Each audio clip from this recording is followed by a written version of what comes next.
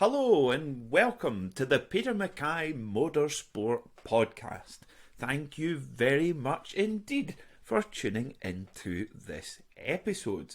Today we're going to talk about one of my favourite forms of motorsport, which is the Australian V8 Supercar Championship, which started off for the first race of the season with the Superloop Adelaide 500 last weekend on the streets of Adelaide in Australia. Now, for those of you who aren't familiar with the Australian V8 supercars, it's an incredible series with big, massive, brawny saloon cars. You mainly now, well, actually only now, from Ford with their Mustang and Holden with their Commodore, which we'll come on to Holden a little bit later on.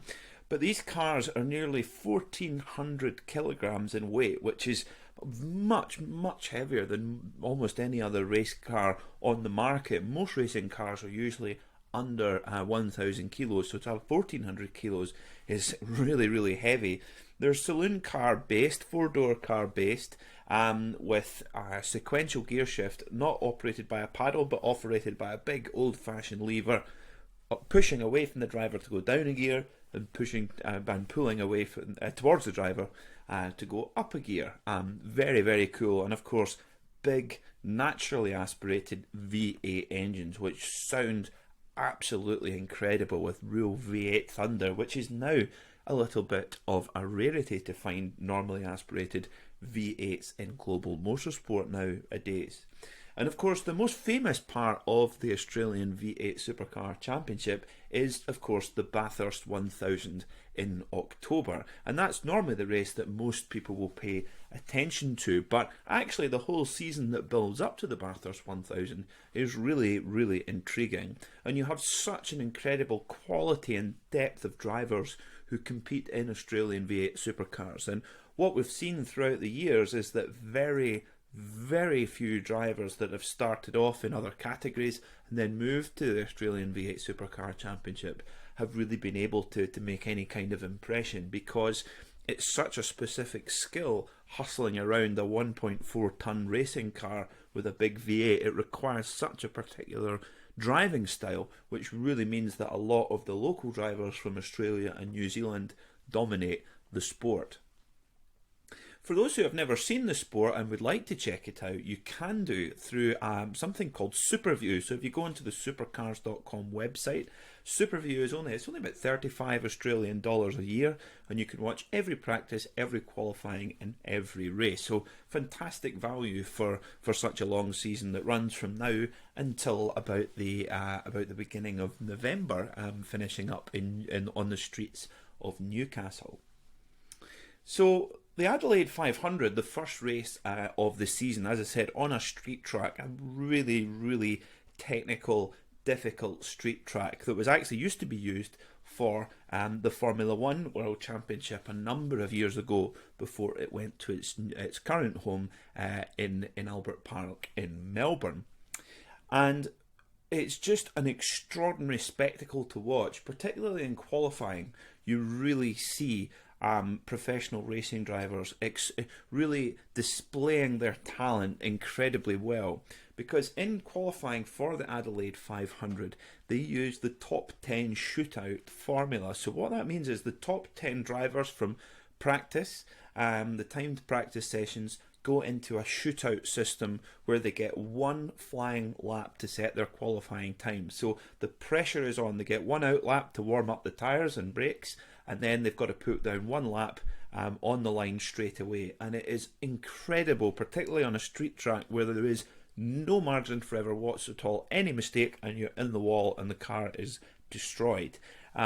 Incredible, to be able to put a single-seater racing car through a tight, twisty street track is one thing, but to move around a car with such mass and such inertia requires incredible precision, skill and bravery. And I must say, they use it at Bathurst as well, the top 10 shootout format. It's such an amazing spectacle to watch 10 drivers go and set one flying lap, and I really think it would be very well it would be really good to implement that qualifying format in a number of other motorsports, in particular actually in MotoGP, in all the classes in MotoGP, because often in the MotoGP World Championship in motorcycle racing, we see a lot of riders riding slowly in qualifying to try and tag along behind somebody and get a tow by following behind them in their slipstream, and a lot of the time it spoils qualifying sessions and really makes it quite disjointed and quite slow actually until the riders finally get going and start setting some fast lap times.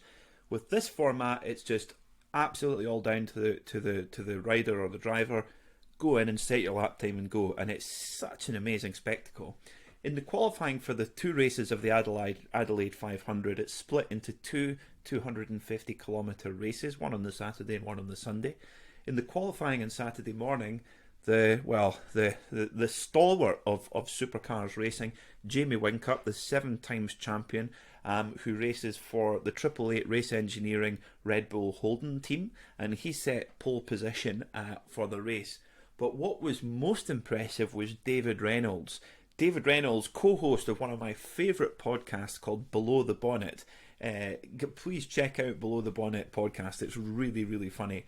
David Reynolds is one of the hosts on that programme, but he's also a very accomplished V8 supercar driver, and he races for the Penrite Racing Erebus Motorsport team in a Holden Commodore. And actually, just after the start of his flying lap, white smoke started to pour off one of his tyres and actually came into the cabin. Now, when you're the level of concentration required to set a qualifying lap in this format is so advanced that any distraction whatsoever is really unwelcome. That's one time when you don't want that distraction. And this started, and this issue seemed to persist throughout the lap, on and off. But David Reynolds still managed to grab that car by the scruff of the neck, even risking it could have been a deflating tyre, it could have been faulty suspension, it could have been anything, or perhaps a bit of bodywork rubbing on the tyre. It wasn't really confirmed what it was. But, I have it in my notes here. A power steering leak. So not something you want on the streets of Adelaide. But he actually came second on the grid, just 0.004 of a second behind Jamie Whincup's pole position time. So to set that sort of time with a power steering leak, quite incredible to watch. So if you've only got a short amount of time to sample V8 supercars, watch some of the qualifying, which I believe they post on their YouTube channel as well, so well worth a look. In race 1, well, it was a Jamie Whincup masterclass. The 888 Red Bull Holden man was absolutely flawless and led from the front and never looked like he could be better. Just drove one of those perfect races that he's become so famous for, and why he is a 7-time Supercars champion. Scott McLaughlin, last year's champion and also champion from 2018 as well. He was only qualified 5th on the grid and actually got stuck back in the pack during the race. And of course, on a street track like Adelaide, it's very, very difficult for the drivers to overtake. So he was getting stuck behind some of his competitors, and his DJR Team Penske team brought him in early ahead of the entire field, got some fuel in and put on a fresh set of tyres, and allowed Scott to display his incredible pace in clean air. So we had clean track to be able to use the most of clean tyres, and they call that the undercut, because if you go in and pit and take new tyres and fuel, and you've got new tyres and you're stuck in the pack, you can't take the advantage of those tyres by basically taking them to their maximum, because you're stuck in traffic. But when you're out on your own, you can really push and make the most of those brand new tyres. And that's exactly what Scott McLaughlin did. A very, very clever strategy from Ludo, his crew chief, and Ryan Story, the team boss, team manager. And that allowed him to jump, once the race played out over about nearly 2 hours or so, he ended up finishing second in that race, and that really helped Scott McLaughlin get ready for the next race on the Sunday. Throughout the race, I mean, as I said, on a street track, it is very, very difficult to overtake, which does make the racing a little bit a little bit slower than some other tracks perhaps, but we did see some great battling in the first race between old teammates Cam Waters in the Monster Energy Ford Mustang and Chaz Mostert, who's moved over from Ford, from the Super Cheap Auto Ford to the Andretti Walkinshaw United Holden team. So we had Chaz Mostert, Cam Waters and Will Davidson in the Milwaukee Mustang, Ford Mustang, battling throughout a number of laps, which was great to watch. Now, on the subject of racing and the quality of the racing and the amount of overtaking, last year in V8 Supercars was relatively so a year which was a little bit disappointing in terms of the on-track competition and the on-track overtaking and passing. And a big part of that was because the cars last year, the aerodynamics on these cars was much higher than they had been before. And what effect does that have? Well, effectively, the more aerodynamic downforce that the car has, so when the air is passing over the car and it's pushing it down into the ground, Formula One cars would be the ultimate example of high downforce. And the more downforce that you have, the air that flows out of the back of the car, they refer to as dirty air or turbulent air.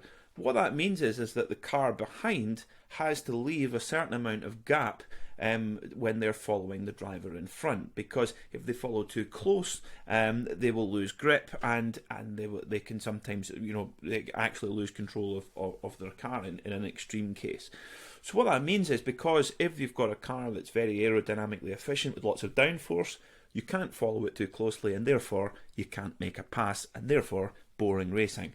Watch Formula One for any of the last 10 years or 5 years at least, and you will see a very good example of why dirty air and why aerodynamics can sometimes go against good racing. So the organisers of Supercars this year have reduced the aerodynamic downforce of the cars slightly in an attempt to improve the racing. Now, they have made a small improvement, but there was one example at Adelaide which showed that there is still work to do, because there's one in the middle of the circuit, I think it's turn 8 at Adelaide. It's a very, very fast right-hander, about 240 kilometres an hour, about 150 miles an hour or so. Very, very fast. And they're going through this very fast right-hander. And James Courtney in the new Team Sydney Boost Mobile Holden Commodore was following Andre Heimgartner in the Australian Ned Whiskey Mustang in front. And he wasn't even really particularly following the car in front that closely. But what you saw as he went round the corner, the front end of the car caught the dirty air from Heimgartner's car in front, and basically reduced the grip on his front and the front end of the car and the front tyres and the front spoiler particularly, and the car went straight on and straight into the wall, and that was his race over, and that was one very damaged Holden Commodore.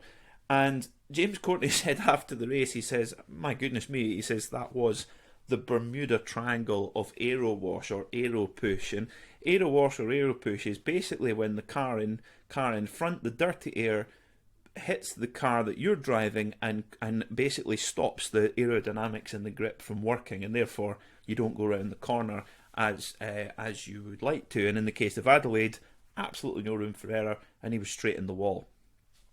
So I think they've got that will be noticed by the sport. It will be noticed by the other drivers, showing that you cannot follow the car that closely. We saw it at Bathurst last year. There's a corner at the end of the Conrod Straight called the Chase, and it's a very, very fast entry, about 180 miles an hour. They're braking in these 1.4 ton cars. You can't imagine the amount of force that it takes to stop a 1.4 ton car from 180 miles an hour. It's just incredible.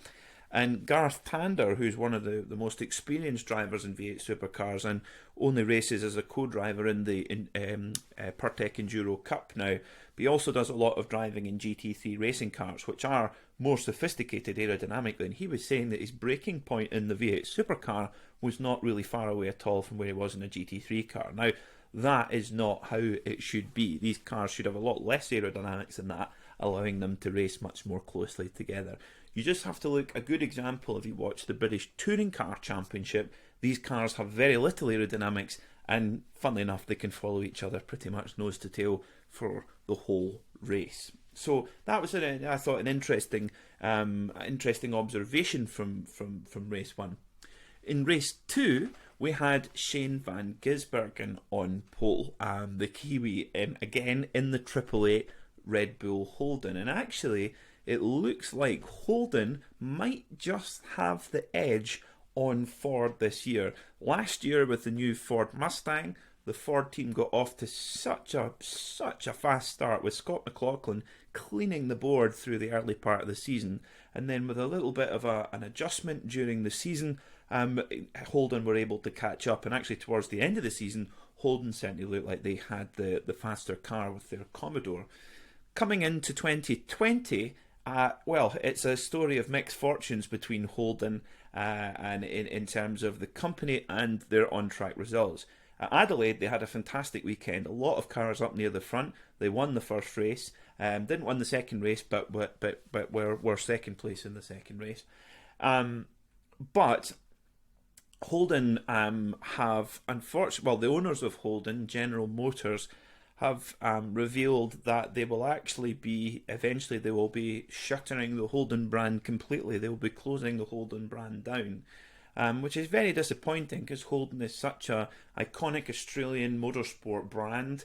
It's the rivalry between Ford and Holden is absolutely tribal in supercar racing, and the Ford versus Holden rivalry has been such a driver of the interest in the sport and the fan interest and that loyalty to, if you're either a Ford guy or you're a Holden guy. And when you risk losing a brand like Holden, that really changes the atmosphere completely.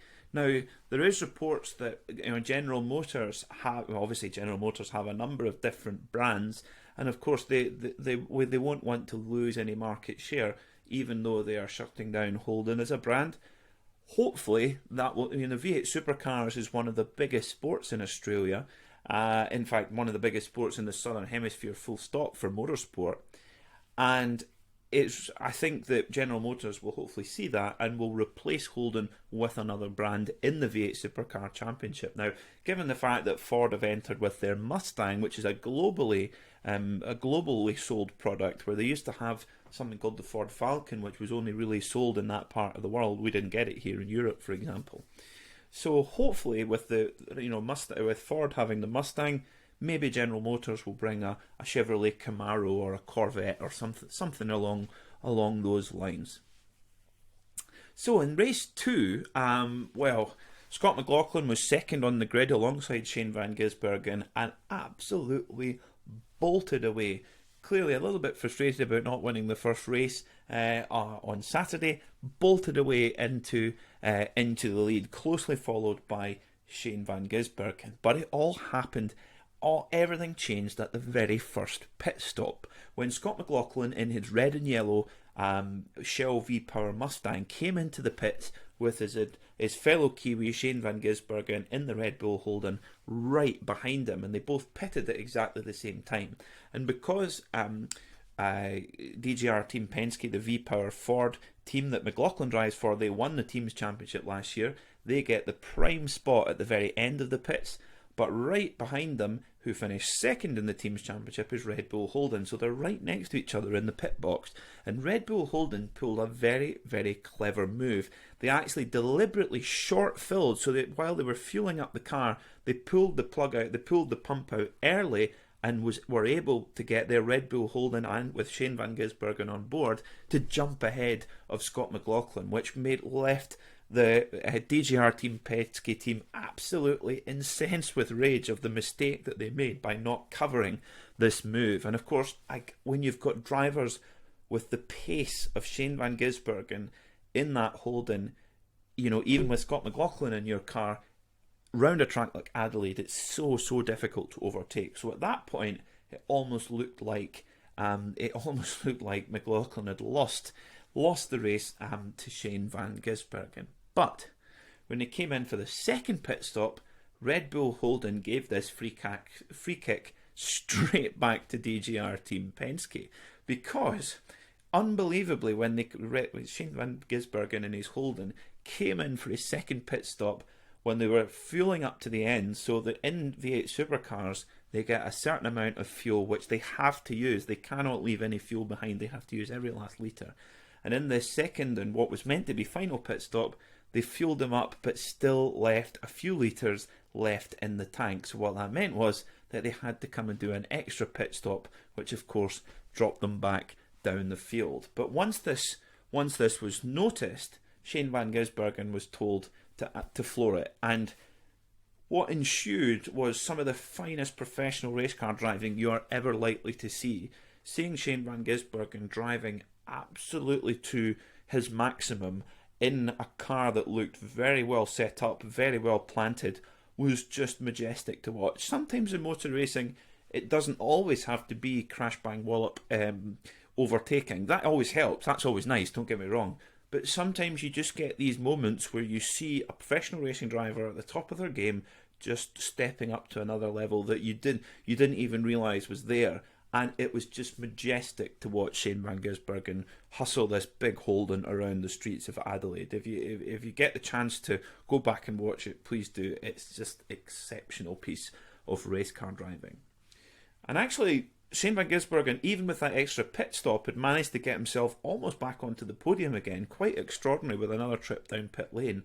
But very close to the end of the race, unfortunately had a right front suspension failure and had to retire from the race with just a couple of laps to go. So after fighting so hard and having the race won and really being the driver of the day, no doubt about it, even all of his contemporaries saying that as well, Scott McLaughlin included, he was left absolutely dejected, stranded out on the circuit as the checkered flag flew.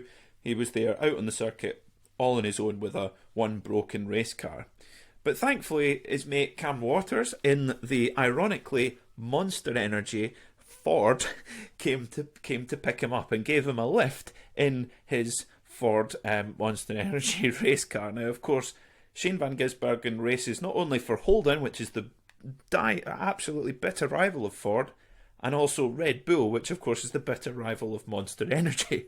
So quite an ironic thing, but he got a lift back with his buddy Cam Waters back to the pits. But it was Scott McLaughlin always thereabouts. He finished obviously first in the second race and second in the first race, which sends him out of the first round of the championship as championship leader. In second place in the second race, we saw Chaz Mostert get on the podium in just his first weekend with the Andretti Walkinshaw United team. And then Cam Waters, who I just mentioned, in the Tickford Racing Monster Energy Ford Mustang, closing out the podium. So what did we from this first weekend? I think the Holdens, particularly on the street tracks, are going to be really hard to beat. The Holdens were right up there all weekend.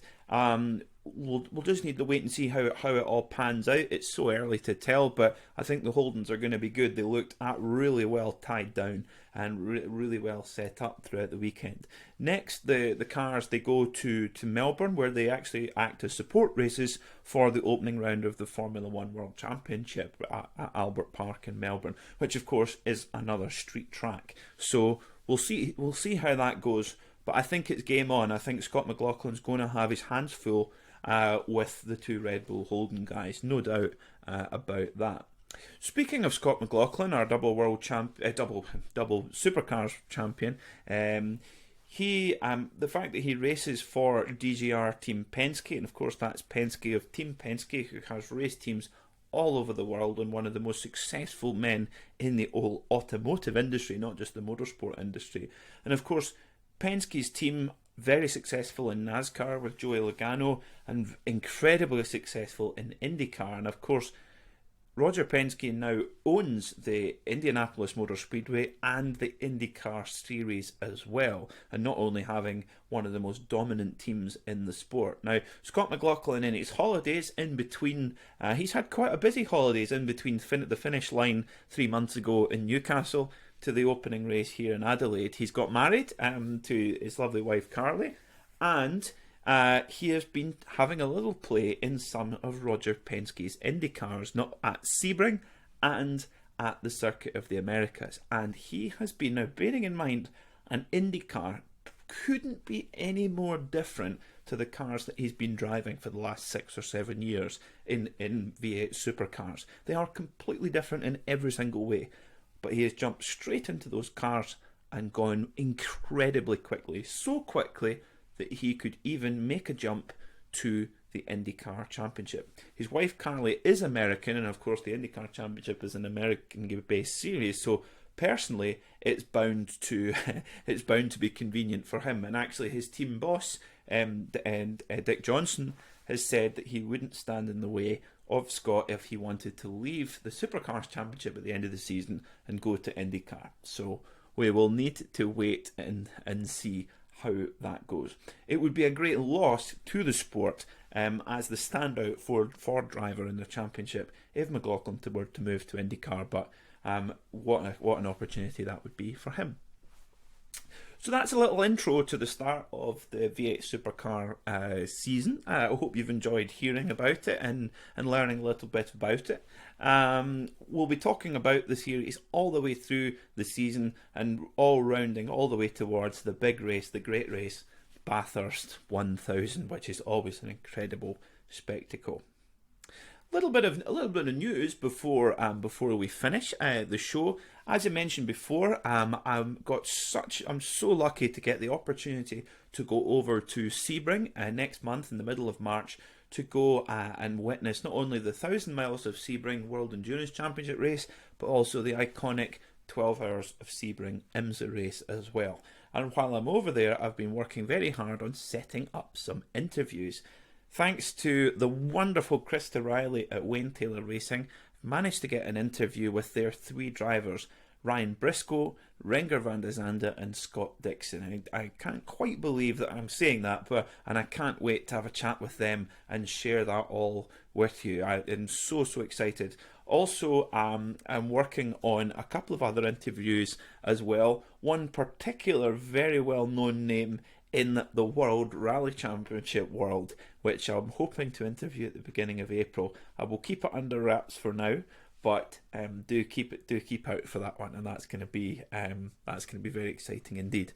If you haven't already, please subscribe to our podcast, and you'll get a handy notification every time a new episode is published. And also, if you're on iTunes, if you'd like to, you can review our podcast, which helps others to find the podcast as well, and I'd be so grateful if you can do that. If you'd like to contact me, you can do it via my Twitter, which is @MackayPodcast, or via my website, which is petermackaymotorsport.com. Thank you very much indeed for listening, and I look forward to speaking to you again very soon.